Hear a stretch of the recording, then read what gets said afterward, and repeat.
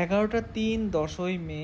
আর আমার রাত্রে খাবার ছিল একটা গরম গরম এগ চিকেন রোল, এর সাথে ভেজিটেবল চপচপ আরও কিছু ছিল, কিন্তু সেগুলো আর দেখালাম না। আর স্পেশাল দুর্গার সিন আঁকছিলাম। বহুত সময় সাপেক্ষ একটা কাজ ছিল। গভর্নমেন্ট আর্ট কলেজে থাকাকালীন যা ছবি টবি এঁকেছি, কিন্তু তারপর হাতটা একদমই আর নাই ছবি আঁকার দিক দিয়ে। ওই ওয়াল পেন্টিংয়ে যা করি, আর তারপর টুকটাক এই প্রতিমার ব্যাকগ্রাউন্ড আঁকতে যা আঁকি সেটাই মানে আঁকাঝোঁকা। তো মোটামুটি আমি অ্যাক্রেলিক কালার দিয়ে সমস্ত বোর্ডটা চাপিয়ে নিয়েছি। আর বোর্ডটা কিন্তু বেশ বড়, তোমরা আশা করি দেখে বুঝতে পারছো। মোটামুটি কমপ্লিট করার পর এই রকম একটা জায়গায় এসেছিলো। এটা সম্পূর্ণই একটা এক্সপেরিমেন্টাল ব্যাকগ্রাউন্ড পেন্টিং তোমরা বলতে পারো, কারণ এরকম সিনের ওপর দুর্গা প্রতিমা আমরা কিন্তু কখনো বসাইনি। এটা সম্পূর্ণ আমার পাকা মতেই হলো। তো দূর থেকে এরকম লাগছিল, সিন হিসেবে মোটামুটি যা লাগছিল। এখন ভয় ছিল যে দুর্গা প্রতিমা বসানোর পর কেমন লাগবে। তো 11 তারিখ সকাল 10টা, আর আমি কিন্তু মোটামুটি এই প্রতিমাটাকে সাজাবো। বুলেনের গয়না তো পিকচারে হয়ই, আর আমি ওই জন্য বাড়ি নিয়ে চলে এসেছিলাম মনাগার থেকে চেয়ে। আমি বললাম যে আমার সিটি গোল্ডের গয়না দিয়ে মাকে সাজাবো। তো মাকে এরকম সাজাচ্ছিলাম। প্রতিমাটা অত্যন্ত ছোট, আর এই ওপরে ফেরি দেওয়া ছিল, যেহেতু বুলেনের গয়না, বুলেনের মুকুট হওয়ার কথা ছিল। তো এমনি করে কেটে আমি টোপর পরিয়ে দিয়েছি মাকে আর কি। দেখো এই সাইজের টোপর পরিয়ে দিয়েছি। আর আমার প্রচুর গয়না একসাথে কেনা থাকে, কলকাতা থেকে আমি নিয়ে আসি, যেরকম তোমরা জানোই।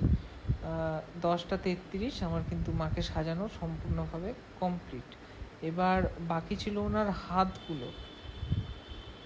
একটা একটা করে হাতে আমি চুড়ি পরিয়ে নিয়েছি। বালার পোর্শনটা একদম সিম্পল বালা, আর হাতের চুড়ির পোর্শনটা কিন্তু আমি স্টোন আর জড়ি ইউজ করেছি, কারণ এতগুলো চুড়ি কিন্তু মানে দেওয়া সম্ভব ছিল না এত ছোট ছোট হাতে।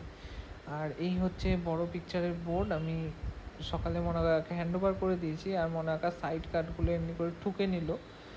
আজকেই এই পিকচারটা বসিয়ে দেবে, আর বসানোর পর কেমন লাগছে সবটা তোমাদের চোখের সামনেই হবে, তোমরা জাস্ট দেখতে থাকো। এই লটের এটাই শেষ পিকচার। এটা এঁটে দেওয়ার পর কিন্তু মোটামুটি এই লটের পিকচারের কাজ শেষ। সাইড কাট রং করে নেওয়ার পর মনা কাকা ওই ব্যাকগ্রাউন্ডের পেছনে বাটামের ওপর দিয়ে ওই পেপারগুলো মারছিল, আর সেই সময়ে আমি জগা কাকার কাজের একটু ভিডিও ক্লিপ করে নিয়েছি। জগা কাকা ফাইবার ঢালছিল সেই ছোট্ট কৃষ্ণটা, যেটা তোমরা আমার ভিডিওতে দেখলে। তো ওই কৃষ্ণটা ঢালছিল, আর এইদিকে মনা কাকার এবার মা দুর্গা সেট করে নেওয়ার পালা। প্রতিমা খুব ছোট, তোমাদের মনে হতেই পারে আর এমন কি, কিন্তু এই প্রতিমার দাম তোমরা যারা নিতে চাইছো মোটামুটি 14,500 টাকা পড়বে, এই রকম ফ্রেম দিয়ে, এরকম ব্যাকগ্রাউন্ড দিয়ে।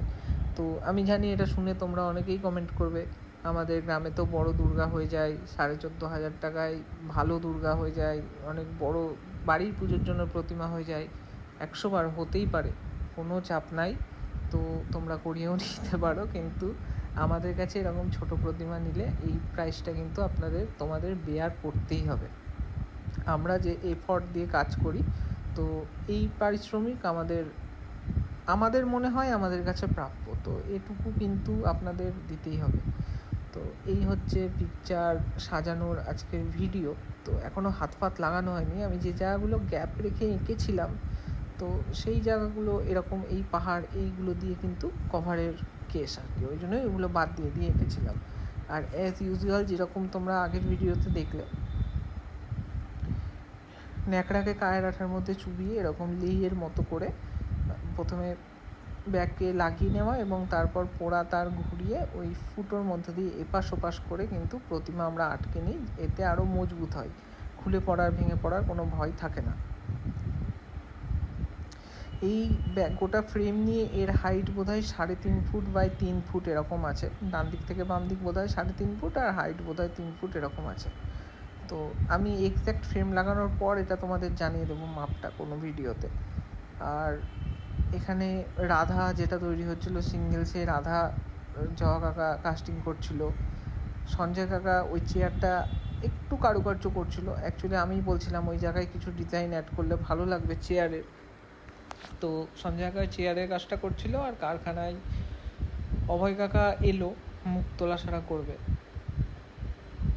মনা কাকা অমনি করে একদিকে পিকচারে কাজ করছে আর একদিকে জহা কাকা নিমেষে কিন্তু কাস্টিং করে ফেলেছে কৃষ্ণটা, আর কৃষ্ণটাই কিন্তু এবার ডাইস থেকে বার করার তাল করছে।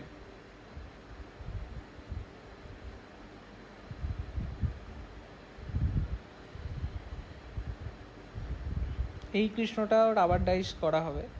যারা তোমরা নিতে চাও তারা তোমরা যোগাযোগ করতে পারো।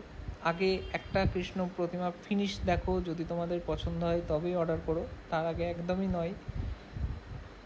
তো এই হচ্ছে ফাইবারের কৃষ্ণ প্রতিমা, কৃষ্ণ মূর্তি। এটার সাথে এখন অনেক কাজ বাকি, ধরো পরিষ্কার করতে হবে, ঘষা মাজা করতে হবে। এটা জাস্ট একটা কাস্টিং বেরালো।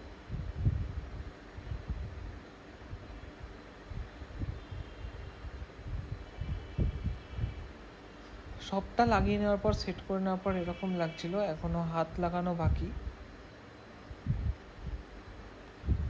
মোষের ল্যাজ, মোষের পা পেছনকার, এগুলো কিন্তু আলগা আলগা। এগুলো সিম্পল আঠা দিয়ে মনে হয় লাগিয়ে নিয়েছে, সিংহর ল্যাজ। আর এগুলো লাগিয়ে নেওয়ার পর এবার মা দুর্গার হাত সেট করার পালা। এটা সব থেকে কঠিন কাজ একটা বলতে পারো। সব কটা হাত এমনি করে একটার পর একটা সাজিয়ে রেখে গোড়ায় গোড়ায় আঠা দিয়ে ন্যাকড়া দিয়ে বসিয়ে নেওয়ার পর এইরকম একটা লুক লাগছিল।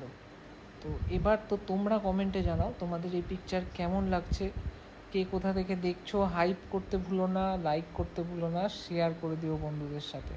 দেখা হচ্ছে পরের ভিডিওতে, ততক্ষণের জন্য টাটা, ভালো থেকো সবাই।